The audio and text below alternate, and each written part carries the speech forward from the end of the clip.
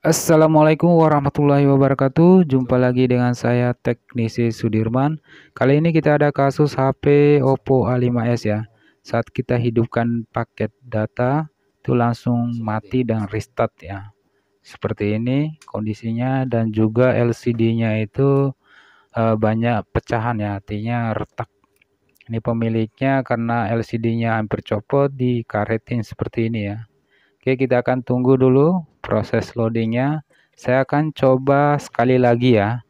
Untuk pengetesannya, saya akan coba masukkan sandi. Kebetulan pemiliknya di samping. Dan juga saya akan hidupkan lagi datanya. Saat kita hidupkan data, langsung spontan mati ya beberapa detik. Tunggu, nah seperti itu. Ini kerusakannya bisa terjadi pada software ataupun powernya kurang ya, artinya di tegangan powernya yang kurang. Oke, langsung saja saya akan buka. Ini karetnya saya langsung potong seperti ini saja. Oke, seperti biasa untuk proses pembukaannya, kita akan buka dulu SIM tray seperti ini. Untuk pembukaan backdoor saya akan menggunakan plat seng ya, dan juga mika bekas dari touchscreen ataupun taper glass. Setelah itu saya akan dibantu menggunakan blower seperti ini, hangat saja, tidak usah terlalu panas di bagian pinggir-pinggirnya. Hati-hati karena terdapat kabel fingerprint, jadi tidak usah terlalu ke dalam ya saat kita menyeset menggunakan mika bekas seperti ini. Saya menggunakan blower 858 ya, dan juga bila masih keras saat kita menyeset seperti ini, dibantu menggunakan blower lagi seperti itu. Jadi pelan-pelan saja, tidak usah terlalu paksa atau buru-buru saat kita membuka backdoor ya. Dan juga tidak usah terlalu ke dalam karena kita perhatikan dulu posisi dari kabel fingerprint ya. Nah, karena dia rentan, robek dan juga putus, jadi pelan-pelan saja. Ini sudah hampir selesai. Saat pembukaan backdoor ya, ini sudah selesai ya, yaitu kabel fleksibel fingerprint ya. Untuk pembukaan kabel fleksibelnya itu terdapat kaleng ya, jadi saya akan buka dulu kaleng penutupnya. Setelah itu kita angkat soket dari fleksibelnya seperti itu ya. Jadi hati-hati atau pelan-pelan saja saat proses pembukaannya. Jadi setelah ini kita akan buka semua baut-bautnya. Saya akan percepat saja videonya. Oke, langkah selanjutnya saya akan buka tulangan tengah menggunakan plastik seperti ini agar mudah ya saat kita menyesetnya seperti ini. Bisa juga menggunakan kuku ataupun plastik bekas seperti ini. Ya, kita tinggal angkat. Bila keras, kita set lagi. Ini saya menggunakan kuku saja. Ini sudah terpisah ya dengan tulangan tengah. Setelah itu saya akan buka konektor baterai ya. Buka dulu soketnya. Karena HP ini saat kita menghidupkan data atau beberapa saat langsung restart ya, ataupun mati dia. Jadi bisa dipastikan powernya kurang. Untuk memaksimalkan, saya akan cek dulu baterainya sebelum langkah selanjutnya. Jadi saya akan maksimal dulu baterainya menggunakan multi tester digital. Cek di positif ke positif, negatif ke negatif. Tadi terbalik ya. Jadi ada tanda min. Ini kita bisa lihat 4 volt ya. Jadi baterai ini normal ya. Jadi kenapa dia bisa mati sendiri ya. Oke, saya akan maksimalkan perbaikan di baterai.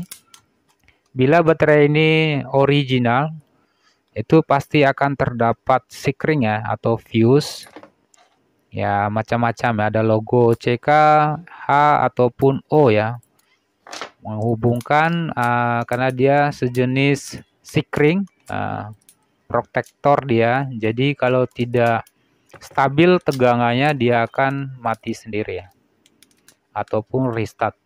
Bisa juga dilakukan dengan mengganti sikringnya ataupun dengan menjumper ya. Saya akan cek dulu kondisi dari baterai ini, apakah dia terdapat sikring ataupun tidak ya. Karena kalau baterai KW kan tidak terdapat ya. Oke, saya akan cek dulu. Ini saya rapikan dulu baterainya. Ini masih ada gelembung. Saya menggunakan kontak cleaner, tinggal digulung seperti ini. Ya. Oke, sehingga rapi ya. Selanjutnya saya akan buka lakban anti panas, penutup dari konektor baterai ya. Ini saya menggunakan pinset seperti ini, tinggal angkat saja, tinggal kita buka. Oke, saya akan cek dulu untuk memastikan baterai ini ori ataupun KW ya. Ya, ternyata terdapat sikring ya. Teman-teman juga bisa melakukan pergantian, namun di sini saya melakukan penjumperan ya. Karena sikringnya itu kalau kita ukur dia putus ya. Karena terputus itu jadi tegangannya tidak stabil.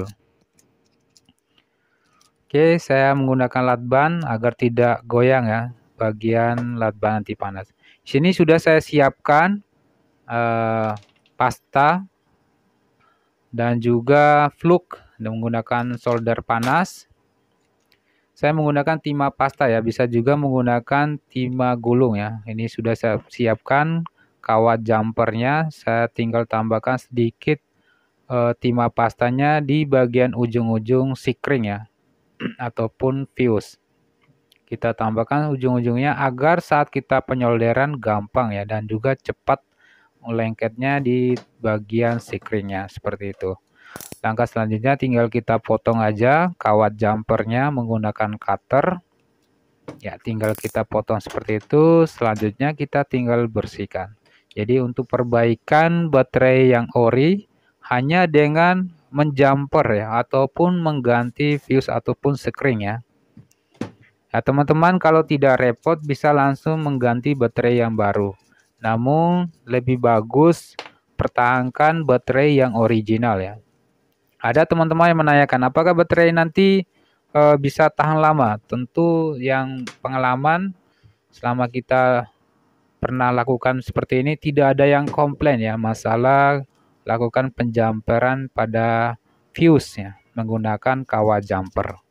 Jadi baterainya kembali normal.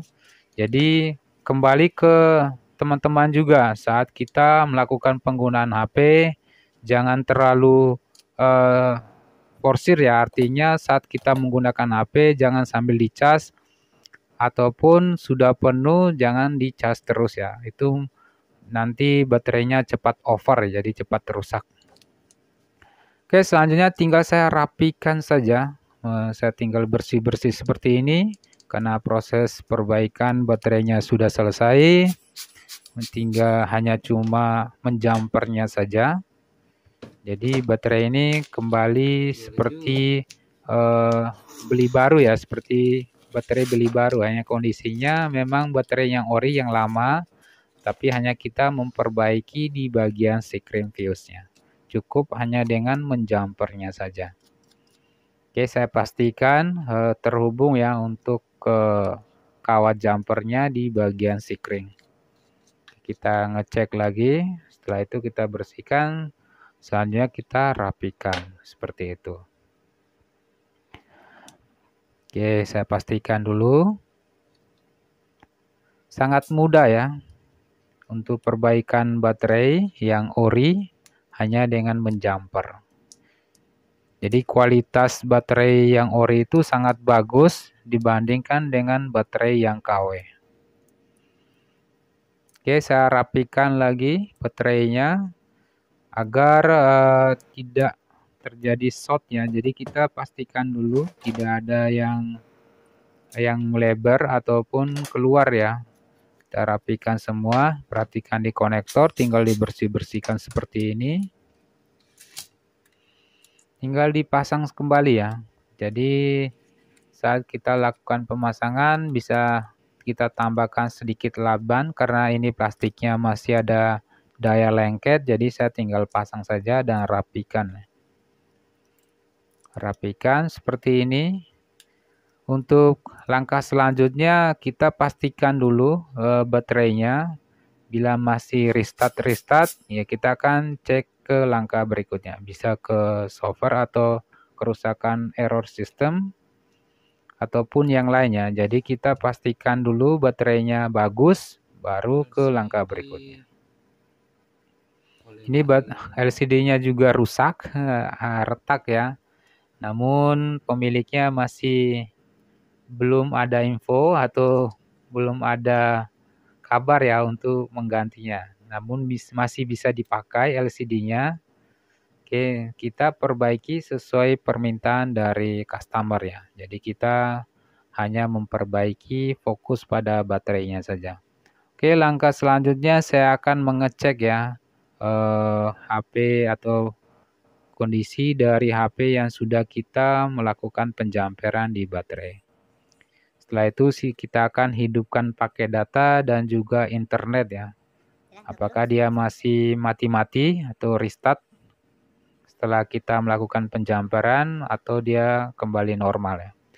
Kita tunggu beberapa saat setelah kita hidupkan pakai data. Ini kontras saya naikkan, pakai data saya nyalakan, sehingga kita bisa mengetahui apakah HP ini masih restart atau sudah kembali normal. Sementara normal, setelah itu kita hidupkan internet, ternyata tidak mati-mati lagi ya, berarti sudah normal ya. Jadi memperbaiki HP yang restart ataupun mati, hidup sebentar ataupun mati tidak kuat daya baterainya, hanya cuma melakukan penjamperan. Oke, semoga bermanfaat. Sampai ketemu di video selanjutnya. Wassalamualaikum warahmatullahi wabarakatuh.